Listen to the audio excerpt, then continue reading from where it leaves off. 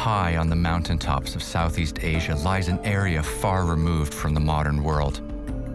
Access to these regions is by boat and small mountain trails through teeming jungle. The people who migrated to these secluded reaches found freedom on these hilltops, where they could live relatively untroubled by outside influence. And now, join us as we make the long journey to visit these mountaintop hamlets and learn from the Akha people of Northern Laos in this episode of Extreme Treks. Out here, it's nature's game. And the elements are our mirror. This is unbelievable. From the heart of deep jungles. This is a tough mountain, man. To the thin air above us. And then you look up and you see this, and it's amazing. Through sun-baked sands. Amongst the history and cultures of these lands. Yeah. We walk. Each step revealing a little more of this world around us. And we can see everything. I'm Ryan Pyle. Join me for these Extreme Treks. Luang Prabang, lying in the heart of northern Laos, is a city famed for its beauty and charm. And arriving here, it's easy to see why. Once serving as the royal capital for the King of Laos, it's a city with a rich history and a unique heritage. Buddhist temples, French colonial architecture, and rural influence are all to be found here, and is energized by the confluence of the Nam Khan and the mighty Mekong rivers. It's amazing to be here on the Mekong River. We're going to be spending the next few days going north into the Pong Sali region, which is right on the border with China. And we're going to be doing a village-to-village trek to kind of understand everything that is magical and wonderful about northern Laos.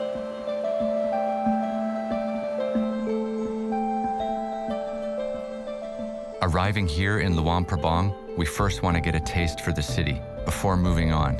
And what better way to do that than walk its streets?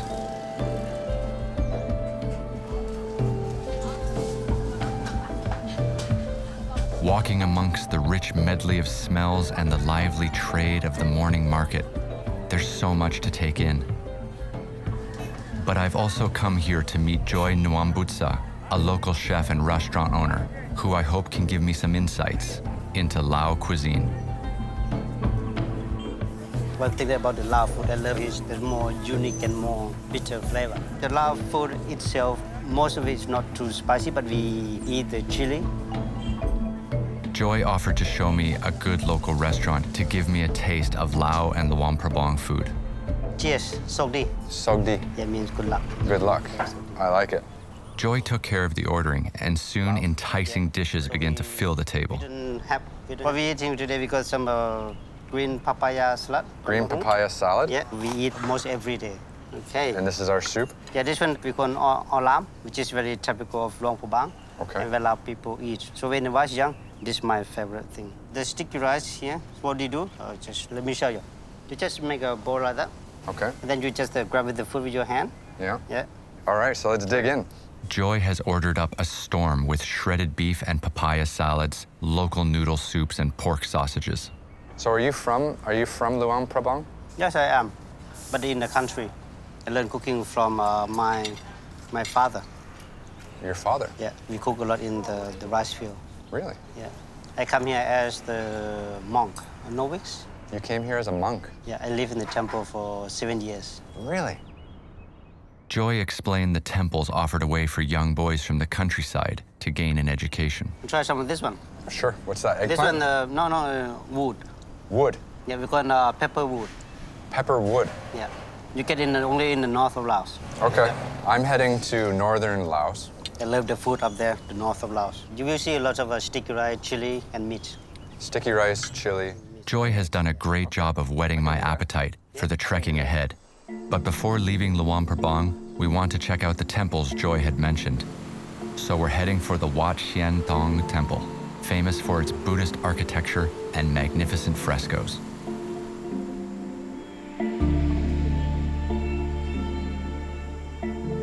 Buddhism is the predominant religion here in Laos, and monasteries play an integral part of society.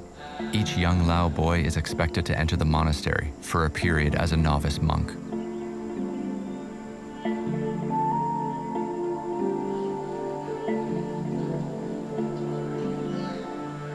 Built in the mid-16th century by King Sethatarath, Wat Sien Thong functioned as a royal temple until 1975.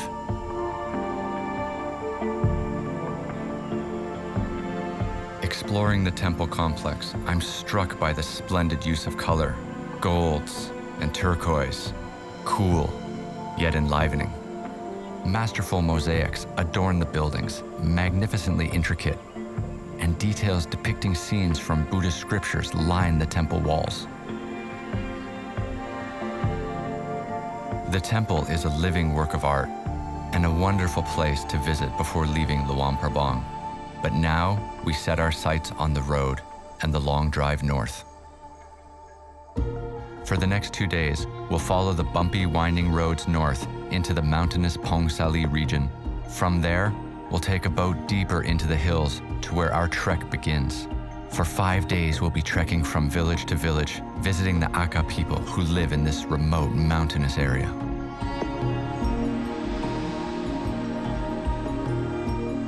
Hydroelectricity is one of the few energy sources in northern Laos, but with an abundance of rainfall and rivers, there are ambitious plans to turn the region into the battery of Southeast Asia, exporting electricity to its power-hungry neighbors.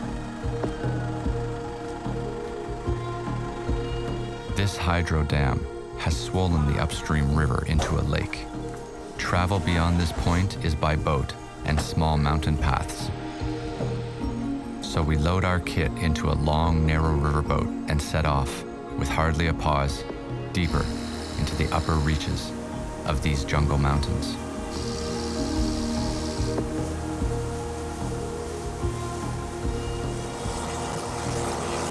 What a way to start an adventure. We leave the car behind, we're on boat, deeper into the forest. Actually, this is starting to feel pretty remote. As we motor upstream into the nether reaches of this mountainous terrain, signs of human life become few and far between. Eventually, a small hut appeared on the riverbank, and our skipper steered a course toward it.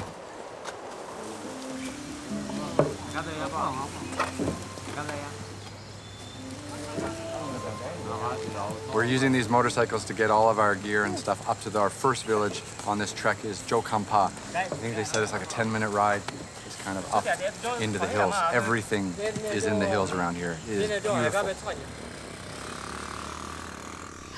Although there are no cars in these regions, motorcycles make the short trip up from the river to the village.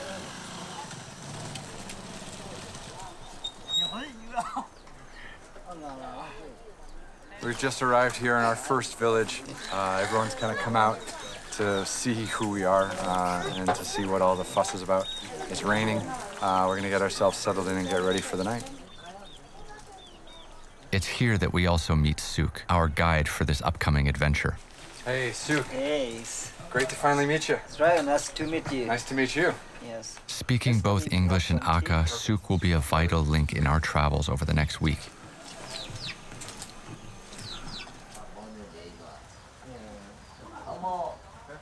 In the dim shelter of the village chief's home, we found a table to sit and get to know each other a little bit before dinner. Suk, where are you from? I'm from Urumsai. Where's Urumsai? Urumsai is between Phong Sa-Li and Luang Prabang. And what's the name of this village? This village is Jakapa. Are they like a specific minority people? This is Akha Nugui. Around these regions, it's about 6 villages. And are we going to visit all those villages? Yes. Great. So these are like the mountain people. Yes, mountain people. They would like to live in the mountain here. I'm looking forward to a great adventure. Yes.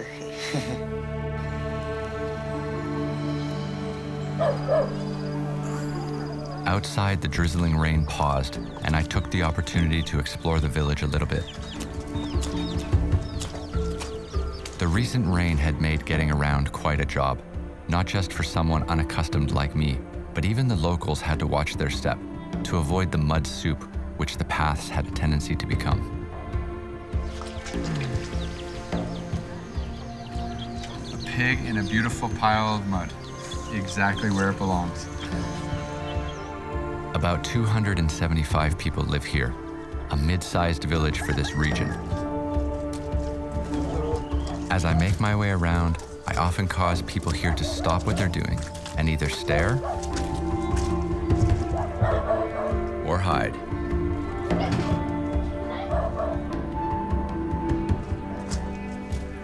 Here in Jakampa village, it's very, very simple living, but it's remarkable. We really feel like we're in a remote place. We really feel like the people here are living in their own world.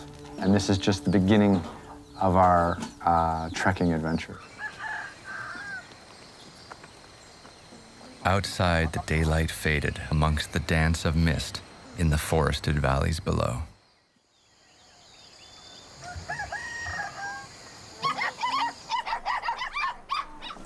Day one morning, and the village wakes to a chorus of animal noises. There's a buzz of activity as we pack and load up, preparing to set out for the mist-hidden hills. So this is it. This is our team. The guys are just strapping everything in, then we're gonna be moving these to the actual horses and donkeys, and then we're on the trail.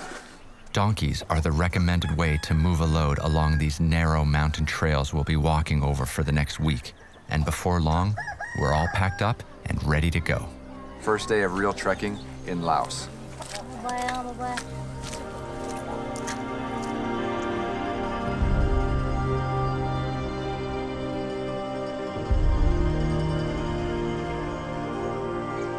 Immersed in a fog of cloud cover, it's impossible to see where we're headed. And with the reduced visual world, the sounds of the forest become louder and its smells more acute.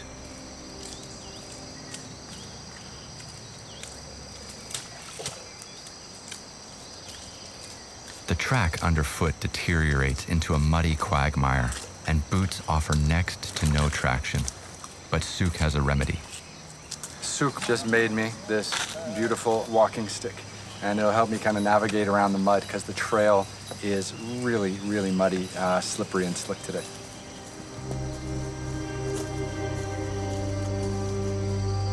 I feel much more confident.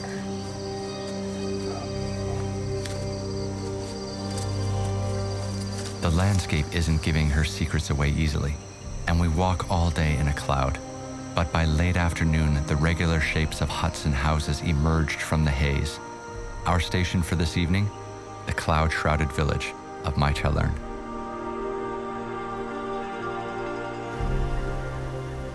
The wet conditions have subdued outdoor village activity, and after walking all afternoon in the rain, I feel like we could do with something to lift our spirits. Suk suggested to take a look at the local distillery. Suk, you know that I like whiskey. Yes, I know. So should we go have a look? Yes, okay. Okay. Let's go. All right, I'll follow you. Suk introduced us to Pia Song, the local village rice whiskey maker. All over the world for thousands of years, alcohol has been a key ingredient at social occasions, and each place has developed their own methods of producing it. And then when she steams the rice, what's the next step? She took us through the process, and I really asked a lot of questions, and now I really understand. So I'm going to walk you through the process. So first we start with rice. This rice has been harvested in this village we're in right now, and she starts off by steaming the rice in this massive bowl. Once she's steamed the rice in the big bowl, she mixes it again with some water, and then she uses this. A yeast powder is added to the steamed rice. And then she puts everything in the can to ferment it. The mixture is left to ferment for about a week before it's ready to be distilled. And then she moves over to the other side of the room where she actually draws the whiskey. First this one, and then this one. So this is the last step. She takes the rice that's been fermented and she puts it in the barrel, And then she puts this on top with some water to keep it down. And then she heats the barrel. Replenished with cool water, heated wash vapors rise and condense on the underside of the pan and then drip down into a catchment tray, which runs out of the still. And then it comes out here, out this spout, and right in to the barrel here. And that's literally how they make their whiskey. And this is quite a cool contraption. That's awesome. And Pia Song invites us to try some.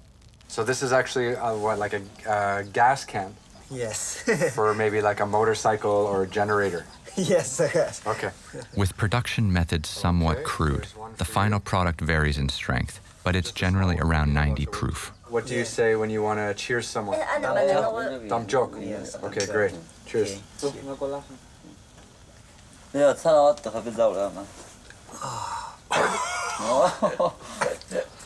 Very strong. Yeah, that's fire water. Are you okay?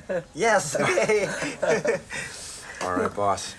Good. So now we've learned a little something about famous Lao whiskey. Okay. Thank you. Warmed by the generosity of Pia Song, her family, and their fiery whiskey, we bid our farewells and go to settle in for the night. This journey out here is something fresh. The villages that we're transiting through, they don't even have roads, no electricity, but these people live that every day. Wow. The sky has just opened up.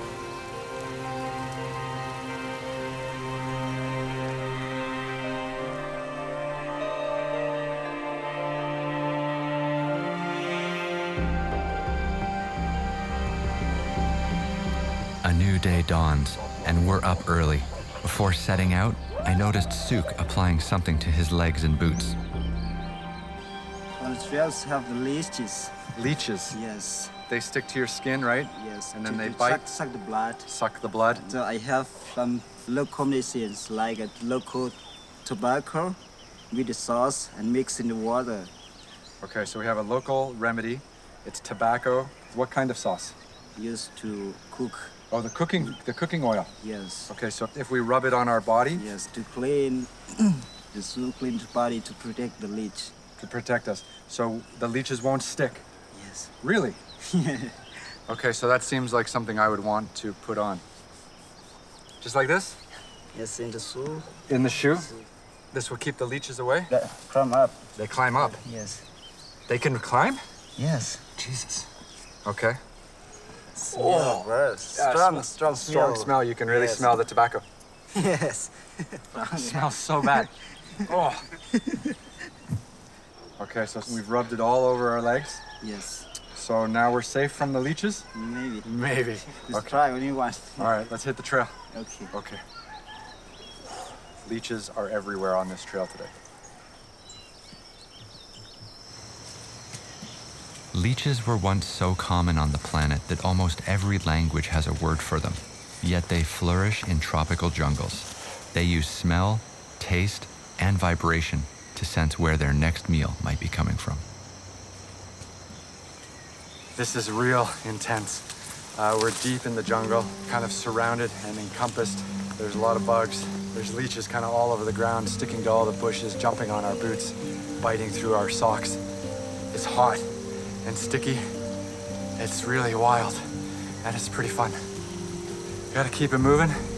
My route's that way.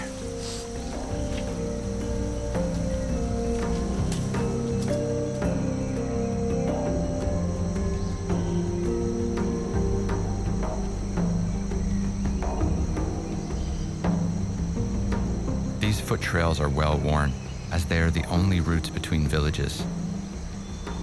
Every now and again, simple conveniences are on offer for passers-by.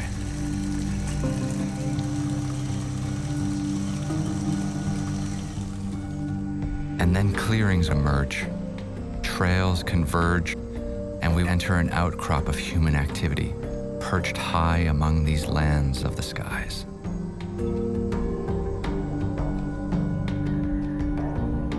Living here on these hilltops, so far from any human infrastructure, beyond a series of trails connecting villages, the people must fashion what they need from the resources around them. These skills are learned early, and it's not unusual to see a child with a machete. The division of labor between men and women is deeply embedded in Akha society. All family members work in the fields, but it's the men who hunt in the forest, while the houses and the village life are the women's domain. The women, they do the majority of the work in these villages, and the young women who are not yet married, you can find them wearing jeans and just kind of normal t-shirts that you would find on children or women in the cities. But once they get married, then they put on the traditional clothing. Obviously, in a small village like this, everyone here is very self-sufficient, and people have to make their own clothing. Over these 2 days, there had been so many times we'd been struck by the splendid costumes of the Akha women. It's something they're famous for, and it's something they take great pride in. So it's a real treat to see how they go about making their own textiles. Firstly, the cotton is teased, sorted, and then spun into a thread using a hand crank spinning wheel. The thread may then be dyed using natural colorings, indigo being a traditional choice, the flowers giving the dark blue which is common in their clothing. Or the thread is woven into a fabric and then dyed. Weaving looms are some of the most complex handcrafted devices in the village. Operated with both hands and feet, they're integral to the production of textiles. It's often the elder, more experienced women who can be found weaving with them. As in most places, costumes are social indicators and may display wealth, marital status, or indicate significant periods in a life. Embroidered patterns decorate the fabrics, and precious metals and coins are often incorporated in innovative ways. Here, old French and Chinese coins are sewn into this child's headdress, gifted at 1 year of age. It's wonderful to be coming to villages like this and living with the people in their homes and having access to kind of their entire way of life, from cooking in the kitchen to weaving and preparing clothing. That is one of the highlights of coming to this region because it is so remote. You know, there's no mobile phone access really. There's almost no electricity except for a bit of solar, no running water, no nothing, no road. And so the people here don't have a lot of contact with the outside world, so their traditions are still kept alive.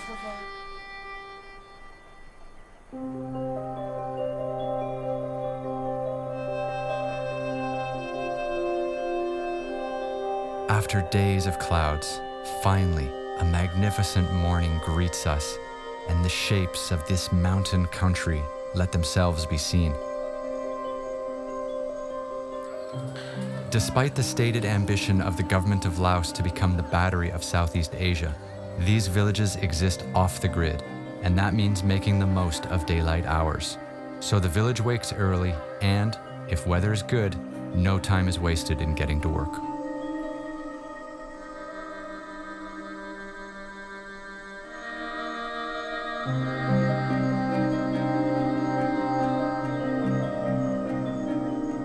We begin the morning walking through recently cleared fields, the burnt-out tree stumps seeming to smolder, giving an eerie battleground feeling. These are the telltale signs of slash-and-burn agriculture. A patchwork of crop fields cover the hills around us, the surrounding forest kept at bay, while the work of growing crops is carried out.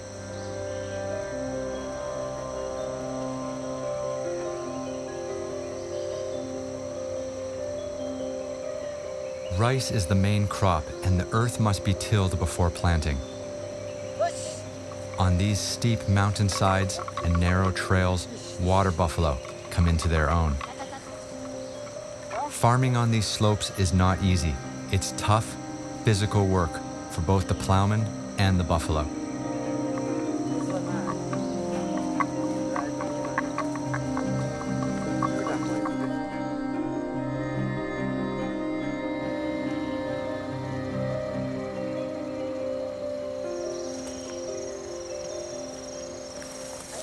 The majority of the villagers here, they're farmers. And they're mainly growing rice. Here we are in a rice field behind me, and we're getting towards the end of the season. It's kind of late in the summer, early in the fall, and we had the chance to watch a family just work the field and do some rice harvesting. The older lady, she was thrashing the rice with her feet, and then what would be left on the tarp was all the actual rice, and then she would scoop that into a big bag. And it's amazing, you know, that's a heavy, heavy bag. And one of the women just put that bag into another basket, put the strap over her head, and just lifted it up and walked straight up a mountain. Something that I would have had serious trouble doing. And they're out here doing this kind of every day, at least in season. So it's pretty intense. And I don't know how much of this stuff actually gets to market. I think a lot of it is used for personal consumption or village consumption. People are living subsistence lives. You know, they grow enough for themselves. They have enough fresh water. They have enough food, but that's really about it. And they're all very good-natured and incredibly hospitable. But it is tough out here, and you feel it when you kind of jump into their daily routine and their daily life. And I'm not even thrashing rice, and I'm not even carrying this stuff up the mountain.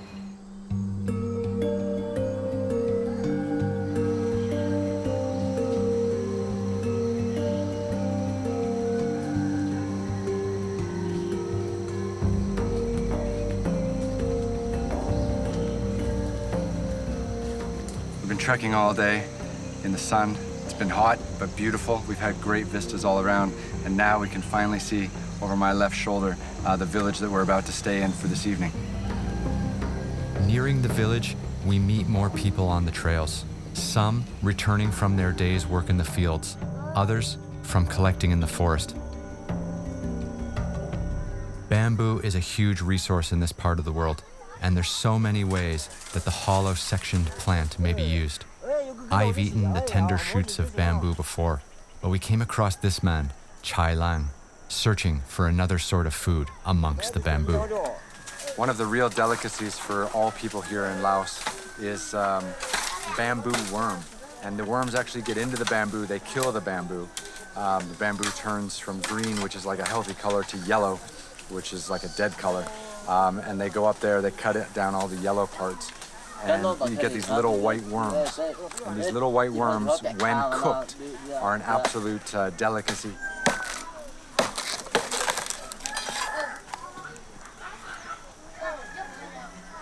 Chai Lang invites us back to his house to see how the worms are prepared.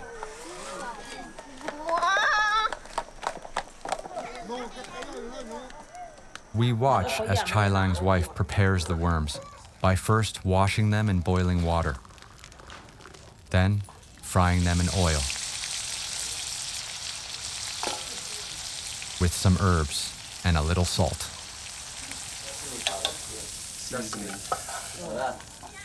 And before long, the crispy little snack is ready to be eaten.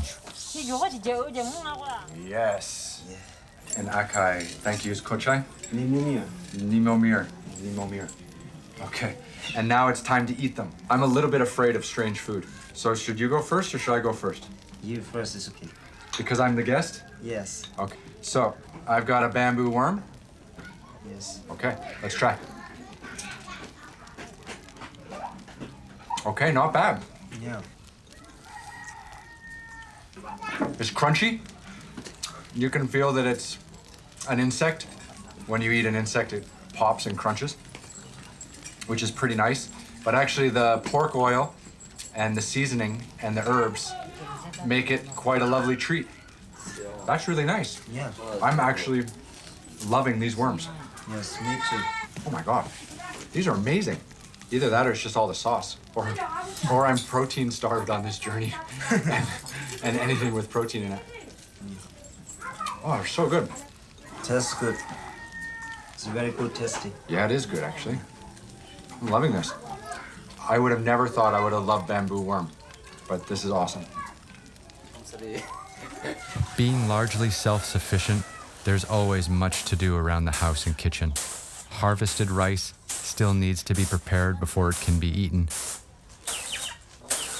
Husks are removed using winnowing trays. And the impurities are picked out under careful eye before the rice grains are stored for later use. Fires are tended and evening meals prepared.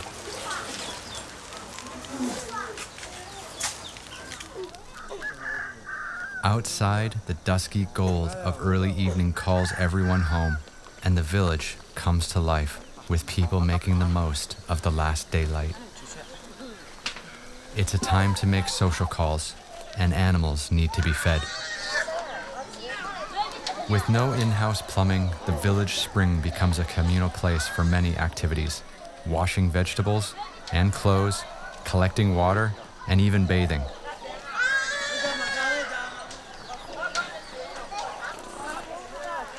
And after a long day of walking hills in the sunshine, I take the opportunity to freshen up a little, much to the amusement and curiosity of the locals looking on.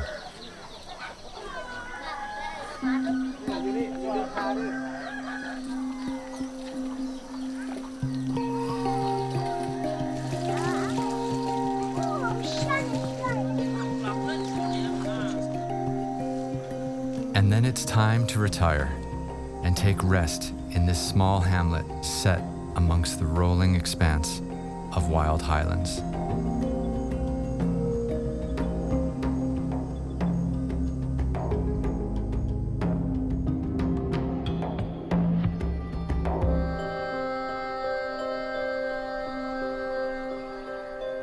Morning clouds often hang like cloaks over these mountain communities.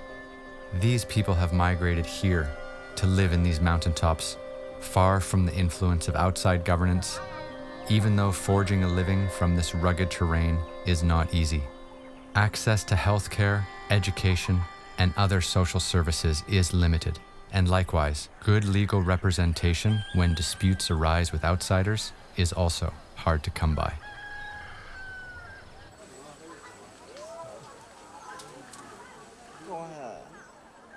In the morning sunlight, we find Chai Long harvesting tobacco leaves, which he grows for smoking, a popular pastime for Akha men.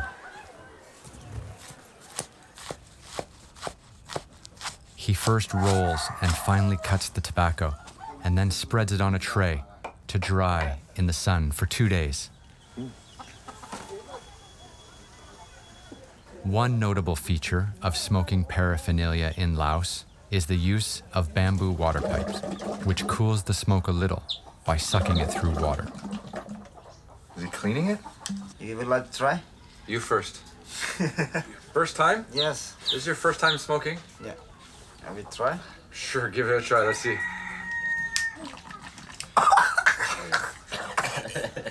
Wow, very strong. Very strong. Yeah. For your turn. My turn? Yeah. So obviously smoking is very bad for you, but if you're gonna visit villagers, sometimes it's a nice way to break the ice and make a new friend. This is what it looks like after 2 days? Yes. No other step? No. I never smoke.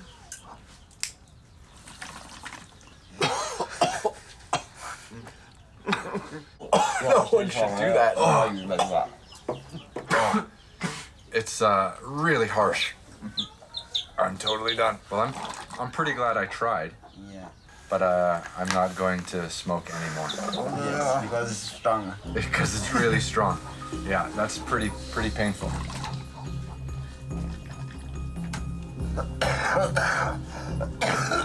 Chai Long's habit has obviously taken a toll on his lungs, but we thank him for his generosity, and we're soon on the mountain paths again.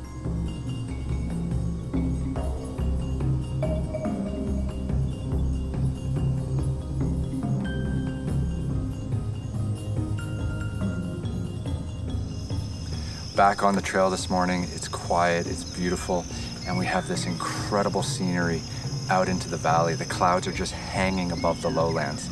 It's like some kind of cloud sea. Epic walking conditions today.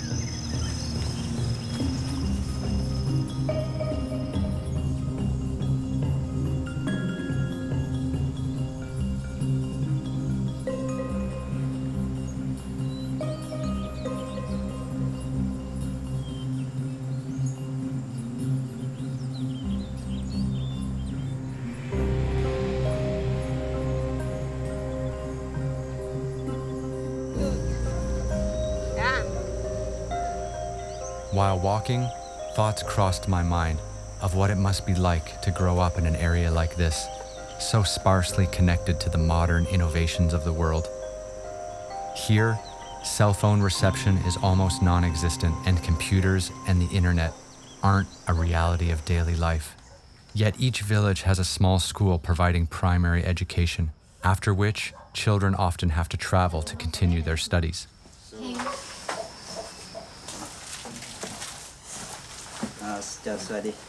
Arriving early at the village, we paid a visit to the school and brought small gifts of stationery. Here you go. But by far, the most popular gift was a soccer ball. Ready? Go! Hey! There we go. Okay, yeah, come on. Come on. Chase the ball, chase the ball, chase the ball.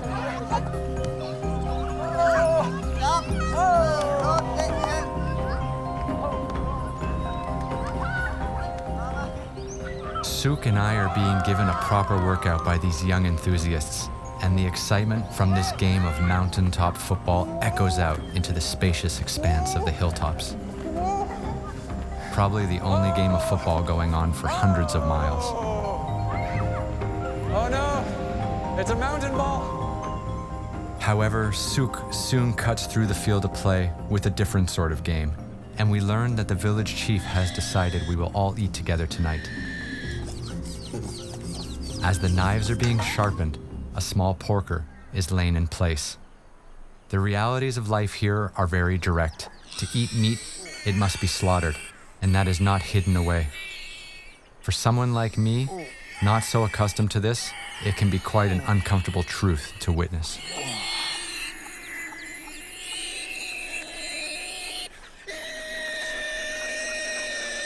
Holy cow.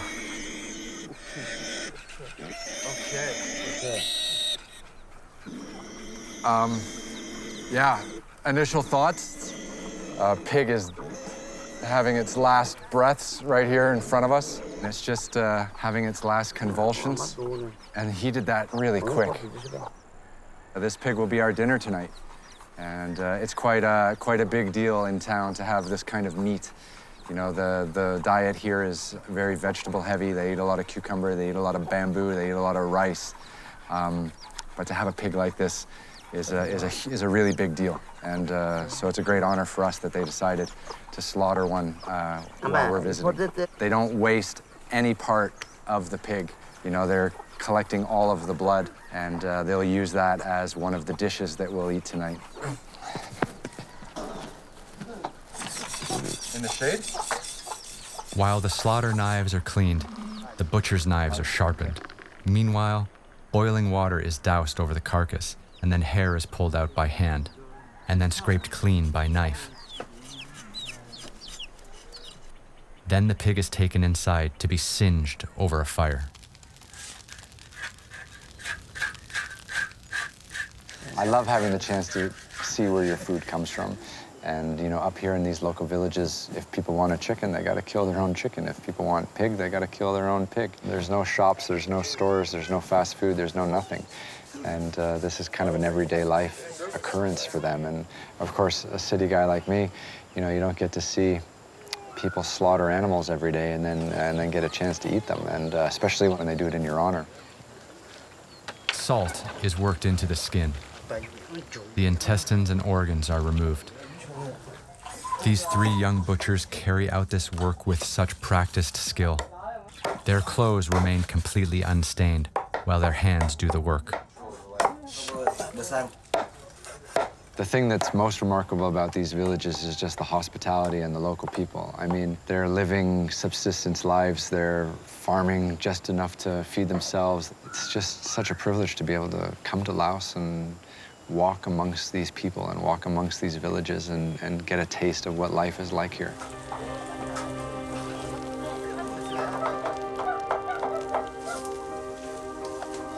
The cooks busy themselves in the kitchen as the day winds down.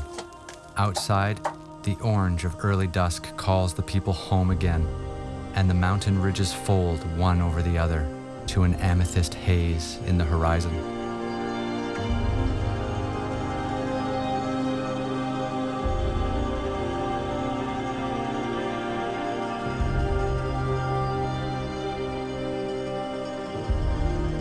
It's amazing where you can go in this world when you just keep walking. You know, when you got light like this and you're in a place like this, it just all makes sense. In the simplicity of these surroundings, I feel I'm learning some simple truths. What is necessary and what there is on offer around us. These children perhaps show it best with their twilight game made from bugs and branches.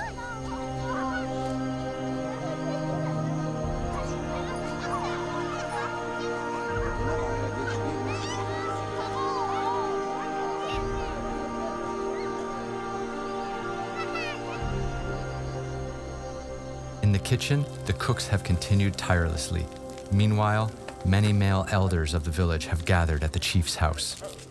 They used to give good luck for us when we visit them. Okay. They will do like a ceremony. A little ceremony. So they're gonna put the rope around our wrist like a bracelet, Yes. and that's for good luck. While gifting us money bracelets, our host spoke blessings for our benefit and to honor the occasion of us all coming together. Next to me, the village chief looks on. Thank you. This is really just a surreal evening. To be here with all the elders in the chief's house, getting this wonderful meal. It's all kind of really foreign to me. It's something obviously that's very entrenched in their culture. Just drink it? Yes. So I've had some whiskey, and now I'm having some chicken and some rice. Before the meal, guests are given a shot of rice whiskey and a small piece of chicken. This is like the most amazing, hospitable kind of welcome we've ever had to any village we've been to so far. They've slaughtered animals, they've gathered the elders here with us tonight, and now they're bringing out dinner. More and more dishes arrive on the table. So this is the pig we killed today. Yes. It's blood. Blood with fried pork. Yes. Fried pork. Yes. Great. Pork stew. Yes. This is pumpkin soup. That's the soybean, right? Soybean. This is going to be a feast. Then the word is given, and the table comes to life with the movement of chopsticks and spoons as everyone digs into the generous spread of food. So this is the pork that we slaughtered this afternoon. This is fried pork, one of the many pork dishes on our table today. Oh, wow, that tastes really good. Cheers.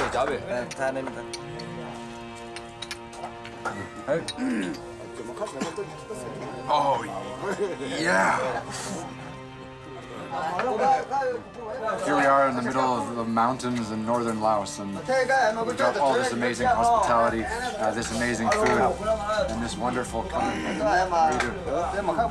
Accepting the generosity of these folk, living their lives so different from my own, and yet welcoming us in and taking care of us with such style is a heartwarming experience. And we all went to bed, well fed and grateful.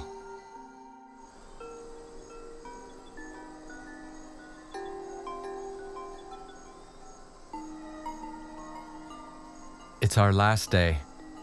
Time to say goodbye to these lands above the skies and walk our descent back to the river.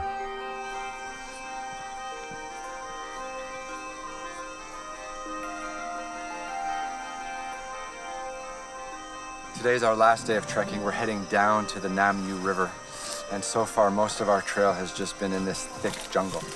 The trees and the brush are just really thick. We're walking on a really narrow path.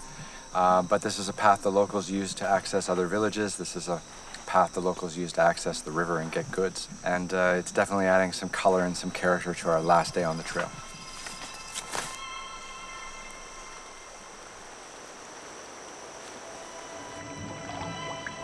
This is the last step in our journey here in Northern Laos.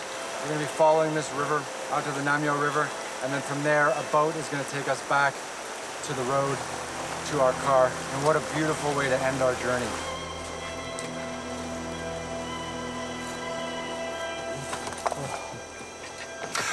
Incredible feeling. It's been pretty amazing. The Akha people are incredible. You're not going to find a lot of modern conveniences, but in absence of that, you're going to find a lot of smiles and a very interesting culture and just a wonderful place to travel. Northern Laos is full of surprises, and we've had just the most amazing week here.